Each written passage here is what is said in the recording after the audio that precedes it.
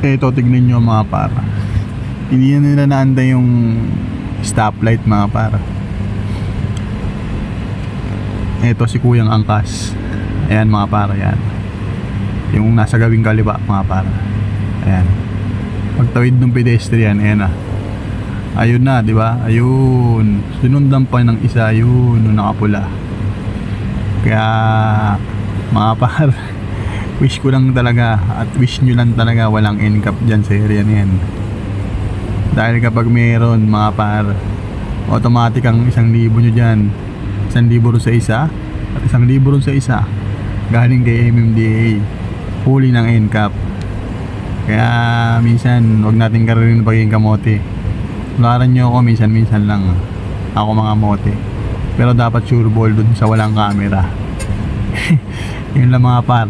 Shoutout sa mga iyakin dyan.